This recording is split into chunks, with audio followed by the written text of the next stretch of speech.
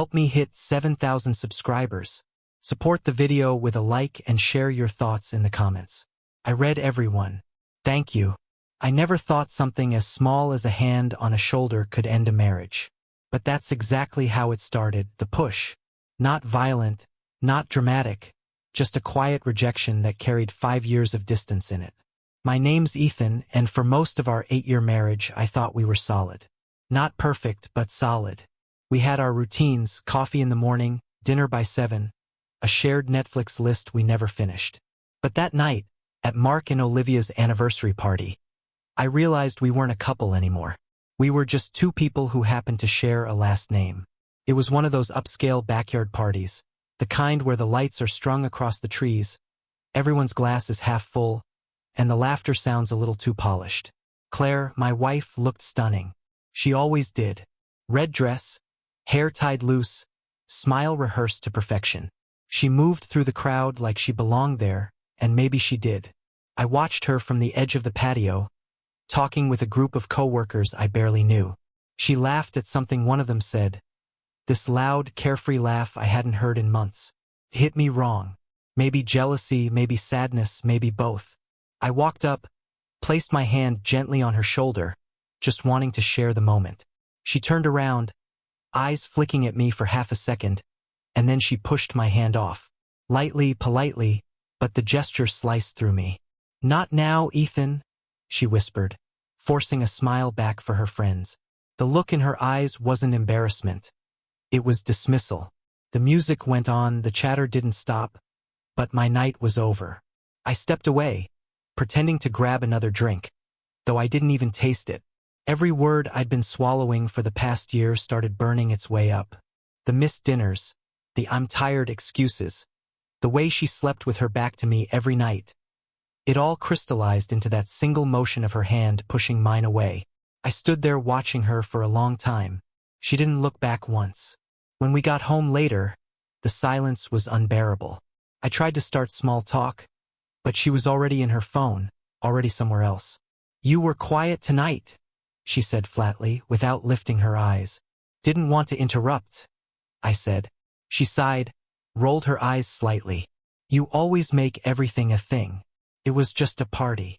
Yeah, I said quietly. Just a party. I didn't sleep that night. I lay there next to her, staring at the ceiling, counting every breath she took.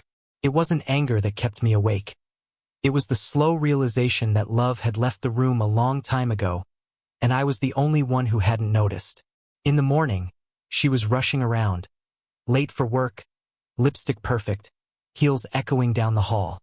I watched her pour coffee into her travel mug, moving like a stranger in our own kitchen. Claire, I said. She didn't look up. I think we're done. She froze for a second, then gave a short, sharp laugh. What are you talking about? I'm talking about last night. About the past year. About you pushing me away every single day. Ethan, you're overreacting, she said, grabbing her keys. You get sensitive about everything. There it was, that word. Sensitive. She'd used it so many times before that it had lost its sting. But this time it landed differently. It wasn't an insult anymore. It was confirmation. I'm not being sensitive, I said quietly. I'm being honest. She finally looked at me, confusion mixing with irritation. So what, you're just ending it? Like that? Yes, I said. Like that. Her eyes narrowed. You're not serious. I smiled faintly. I was never more serious about anything. She left without another word, the door slamming behind her. For a long moment, I stood in the kitchen, surrounded by everything we'd built. Photos, notes, small reminders of a love that once existed. The silence felt clean, almost peaceful. I made myself coffee, sat down at the table, and finally breathed. The push at that party wasn't just about her hand. It was about every invisible shove she'd given me for years. And for the first time, I stopped catching my balance. By noon, the house was quiet, and it felt like I was living inside the echo of my own decision. I didn't rush to pack anything, didn't make a dramatic exit. I just sat there, letting the silence do what it needed to. There was no yelling, no broken glass, no begging. Just stillness. And honestly, it was louder than any argument we'd ever had. Around 3 in the afternoon, Claire texted me. "Can we talk tonight?" I didn't reply. At 5, another message. "I didn't mean to hurt you. It was just a bad moment." I stared at the screen for a long time. That was the problem. It was never just one bad moment. It was a collection of small, thoughtless ones that added up to something irreversible. You don't lose someone in a single night. You lose them over months of not noticing that they've already gone. By the time she got home, I had already packed a bag. Not everything, just what I needed. She came in, heels clicking on the hardwood floor, face tight with the kind of anger that hides behind fear. "Ethan, this is insane," she said. "You're really leaving over something that happened at a party?" I shook my head. "No. I'm leaving because that party just showed me what I've been refusing to see." She frowned. "Which is what?" "That we're not us anymore. You stopped loving me, and I kept pretending you didn't." Her lip trembled slightly, but she recovered fast. "You're being dramatic. Every couple goes through phases. Phases end," I said. "Ours didn't. It just became who we are." For a second, I saw it, the panic behind her eyes. She wasn't scared of losing me. She was scared of losing control of the story. "Where are you going to go?" she asked. "Somewhere quiet," I said. "Somewhere I don't have to shrink to fit." She scoffed. "Oh, so now you're a victim? You think you've been mistreated?" I smiled faintly. "No, I think I've been patient." She didn't know what to say. For years, I'd chased her approval like it was oxygen. I learned her moods, her silences, her tells. I knew when to back off, when to apologize for things I didn't do. I was an expert at not upsetting her. But that morning, I realized something simple and terrifying. Love shouldn't feel like walking on eggshells in your own home. She crossed her arms. "You'll regret this." "Maybe," I said, "but I'd rather regret leaving than hate myself for staying." That one landed. Her face went blank, then cold.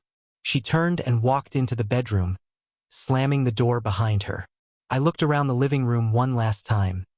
The couch we bought together, the framed photo from our honeymoon, the plants she swore she'd keep alive but never did.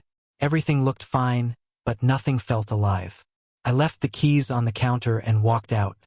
The autumn air was sharp, and for the first time in years, I felt it fill my lungs. The street was quiet, leaves crunching under my shoes, and there was a strange lightness in my chest. Not happiness, not relief, just absence. The kind you feel when a weight you didn't know you were carrying finally slides off. I checked into a small motel that night, the kind with buzzing lights and thin walls, where you can hear the hum of other people's televisions. I sat by the window watching the cars pass, wondering how long it would take for the silence to stop feeling like punishment. I didn't text her. She didn't call. We both knew it was over, but neither of us wanted to be the one to say the final words. Some endings don't need closure, they just need acceptance. A week later, a mutual friend called to tell me Claire had been asking about me. "She's saying you overreacted," he said. "Maybe I did," I replied, "but at least I reacted." That night, I opened my laptop and filed for divorce. No anger, no bitterness, just the truth written in black and white. People always imagine endings as explosive. Tears, shouting, dramatic exits. But most of the time, it's quieter. It's a moment at a party when someone pushes your hand away, and you finally stop pretending it doesn't hurt. Love doesn't always die with betrayal. Sometimes it dies with indifference. And sometimes the bravest thing you can do is walk away, not because you stopped caring, but because you finally started caring about yourself. When I think back to that night now, I don't feel pain anymore. I just remember the look on her face when she said, "Not now, Ethan." She was right. Not then. Not ever again.